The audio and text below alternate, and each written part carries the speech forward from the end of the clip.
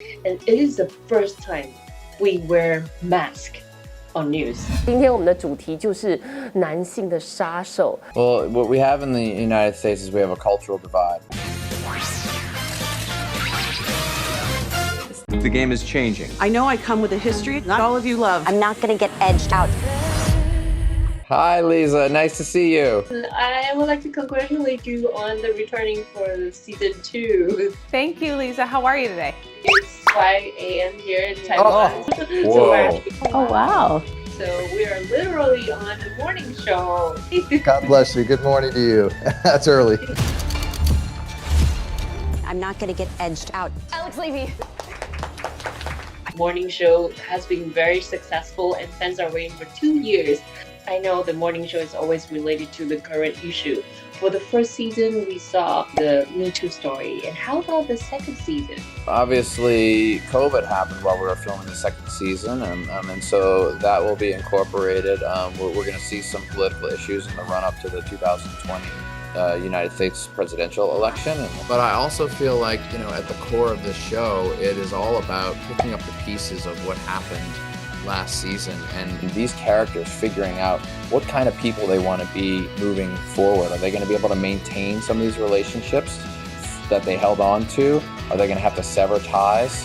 And who do they want to be moving forward? And it's a much more subtle and nuanced season. For Mia Jordan, the character that I portray, she's promoted to the executive producer of the morning show, which is really exciting and wonderful for her. We expand on that conversation of what it means to be a woman empowered at the top of the heap, because as Mia is, accepting this awesome opportunity, she's also given the morning show a really challenging time for television news. So she navigates through all of that in season 2, lots of ups and downs. She navigates it through the filter of gender politics and race politics in the workplace. We see her try to take a news organization through extraordinarily difficult challenges. The topics and the issues we cover around COVID-19 and cancel culture and race, I think are really timely and will resonate with our audience. And one of the things that I love the most about this show is that it's not painting these things as black and white, simple answers. It's navigating the gray and navigating everybody's humanity. Nobody on this show thinks that they're the villain of the story. Everybody, whether it's Corey, Bradley, Eric, or Alex, we all think that we're the hero of our own story. Over the course of season 2, we find out, hey, there's some deep, dark stuff in all of us. And maybe sometimes we're not the hero. And that's really cool. I really love stories like that. I think we're all attracted to stories like that. Season 2, we definitely pick back up with the same Daniel that we know, which is his ambitious and his determination. And I think, the things that I really admire about Daniel. But season 2 incorporates the conversations that we've been having as the worldwide conversation. And so we see him fight more in terms of, representation, the value of that seat, to be in that seat that, helps to shape the world. And we see him have that dialogue and that conversations with the power entities that he feels in the morning show regarding systemic racism, which I think I felt honored to be able to have that conversation and dialogue on this platform. And the new part of it for me was getting to do drama. I've spent a lot of years doing comedy, but getting to do a big, sexy, splashy 1-hour drama was really fun, where I get to sing and dance with Reese Witherspoon, that's great, and do really intense, dramatic scenes with Jennifer Aniston. That was also really lovely and great. I'm going to get everything I want. Tell me honestly, do you ever see morning show by yourself? I mean, not the TV episode, but the TV news. Oh, do I watch morning shows? Yes, not every single day, but I absolutely watch Gayle King on CBS This Morning. I absolutely watch George Stephanopoulos and Robert Roberts on Good Morning America. Yeah, I'm a fan. It's good to know, because I actually worked for news station for more than 10 years, and I realized that, we're actually facing some difficulty to get the audience to watch TV, because nobody ever watch TV again.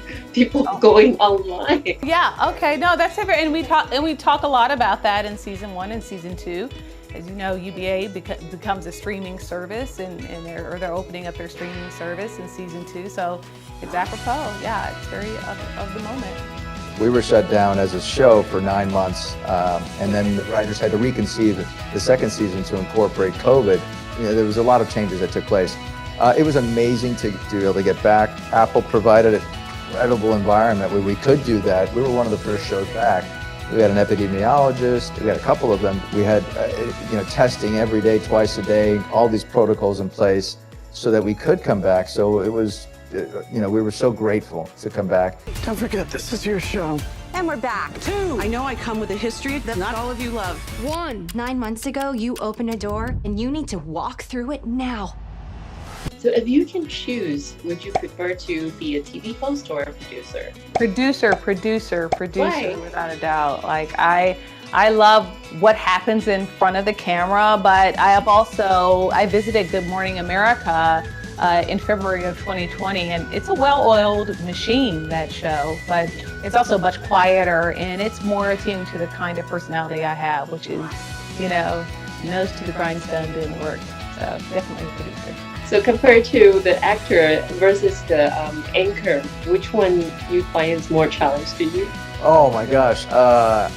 What you do day in and day out is extremely hard because you're not only trying to, read as if you're not reading, and you're, I don't know how much time you have every day to work on your material with the producers, but I don't think it's a lot of time. So there's that. Then you got someone in your ear telling you what's coming next. You have a hard break, so you got to wrap, someone who's coming in that you're interviewing, and you have to do it seamlessly without being insulting, and then you got a hard. So you're juggling so much that would be extraordinarily difficult for me. The anchor job. Yeah, definitely the anchor job, because you guys have to make it look natural and normal, but it's not.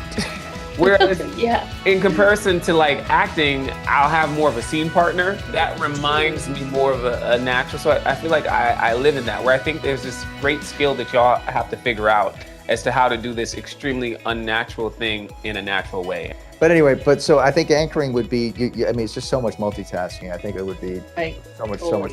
Thank you for saying that. I feel honored. You do like a professional anchorman to me. So I feel honored that I can handle my job for more than 10 years. You're doing just fine, Liza. No, you're doing great. Being a news anchor is harder than it looks. Yeah, to be able to take in all the information and everything else. And I feel like there was definitely moments of just failure. Moments of am I supposed to look in this camera and in that camera?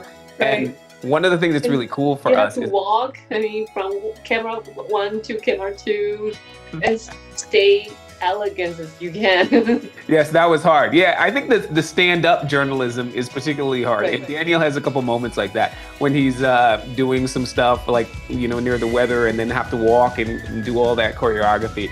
It's harder than it looks. So yeah, I've had some mess ups during that time, definitely. So if you can actually produce one show, what kind of show that you would like to create? Such a great question. Someone asked me the other day, if you weren't an actor, what would you be? And I said, I would probably be a chef. 要高温度把它煎得焦焦的在表面上，但是中间还是要有它的扎实度。So cooking show. Yeah, so I would be on one of our home and garden television networks, or I would be a cook or decorating houses. That probably would be a lot of fun for me to produce something like that. Let me make this simple. We have to get Alex back. She publicly left the show. New York. I don't want to. I'm not coming back. Going back to the first time that you enrolled to this project, did you actually practice in the real TV station? And is there anything shocking to you when you were interning there? The most shocking thing, which I knew intellectually, I knew that it was an environment that functions under a lot of stress, but it was cool to see how it functioned. People, there was a level of desensitivity to the news, right? Because there's so much bad news that occurs. And I also saw just that sense of needing to keep the workplace fun at the end of the day. So stressful. And honestly, I feel like I fell in love with those people because of, just so much humanity was expressed when we look at the news so much for, factual information and just information overload. But, to see the other side of it and to see the humanity of it, I think was really cool. And I hope that we bring that in the morning show. I've never interned in a real TV station, but, and this is an exclusive, I was very intensely competitive in the speech and debate circuit in high school. And my high school debate coach, Jan Takeuchi, was the one who got me into performing on stage. Thank you so much. I've called Davis High School. I found out that you are now retired, but you're not on social media. Miss T, I'm trying to get a hold of you. Thank you for getting me into performing. So he's your inspiration, for yeah, your if you could, mentor, if you could do some investigative journalism and find Jan Takeuchi, she was a computer teacher and FBLA coach at Davis Senior High School. We should just tell the truth quickly. They're going to cut us off. There are some really bad things going on here. We cannot accept a culture of silence. I'm actually a news anchor in Taiwan, and I worked for a TV station for more than 10 years. And it is the first time we wear mask on news. 今天我们的主题就是男性的杀手，尤其是大龄男性最害怕的。I don't know if that's similar things happen in US. Well, what we have in the United States is we have a cultural divide. We have 50% of our country listened to Donald Trump when he politicized COVID, and he said that you don't have to wear masks, and they didn't wear masks. And then there's another half of the country that listened to science, and they do wear masks. So we unfortunately have a bit of a divide. So how about in the show? I mean, do you wear a mask to do the broadcast or? Well, I won't spoil too much about the show because that's part of the storytelling and the enjoyment is watching these characters' awareness very slowly that something might be coming, and in watching who is aware of it early on and who is not. It's almost like watching a horror movie sometimes where the monster is coming and they don't know it's coming. So that's part of the fun of watching the show. So speaking about the monster, who you think is the monster? The producer or, the boss in the TV station or the anchor? It's listen. The truth is, they're all monsters. I think that it's easy to say that Mitch Kessler is the monster, the talent is the monster. Because of their big egos, and certainly with Mitch with his behavior. But even Chip, who I love, and I think is as good of a character as you see on the morning show. He unfortunately is complicit because he saw some of that bad behavior, and there are certain things he didn't say. So while he's trying to be kind and he's trying to be good, there's a little monster in him too. I would like to believe that I've been on the good side and the right side of all of these movements. If you're really honest with yourself, I think you realize that we all have blind spots. So I try to be open, and I try to listen as much as possible, and I try not to be defensive when someone points out to me that I've gotten something wrong, so I can grow and just get it right next time. And does COVID making the films more difficult? The only thing that I would say was difficult was getting used to wearing a mask when you're rehearsing. Because I'm like, I don't know what your face is saying to me, and I can hardly hear you. Everything's muffled. So that took an adjustment. But once we dealt with that, it was like we're back at it. It was all good. Funny things that you mentioned about the mask. So for the first time in my life, I wear a mask during anchoring. That's something special. I mean, that never happened before. I mean, we experienced SARS, a lot of different kind of pandemic before, but this is the first time that we ever wear masks to broadcast. I mean, does it happen in the morning show? I don't think anybody on camera wears masks when they're. It's amazing that you're doing that now. So you're all happy to wear masks. Oh, that's interesting. No, not on the show, and not in our shows now either on air. I don't remember seeing masks on camera. Reporters, yes, you see them asking questions at a press conference, of course. Right. Not anchor people, no. And the good things about it is you don't need to have makeup for the full face. Only the eyes. I got to brush your teeth. And finally, can you say hi to the fans and also tell us the best reason to watch the morning show for season 2? Hi, Top Movie Picks. I hope you watch season 2 of the morning show. It's a much more subtle, much more nuanced season, but I think you're going to enjoy it. Okay, everybody needs to watch season 2 of the morning show on Apple TV Plus on September 17th because I'm in a huge song and dance number in episode 1. And well, I think you did a great job as an anchorman. So yay! Keep up the good work. Okay, so I'll come to you for a job. 就会有请专业的医师跟我们分享。我们首先欢迎。别忘了订阅我们的频道，打开小铃铛就不会错过任何精彩内容，随时上架。我们下回再见。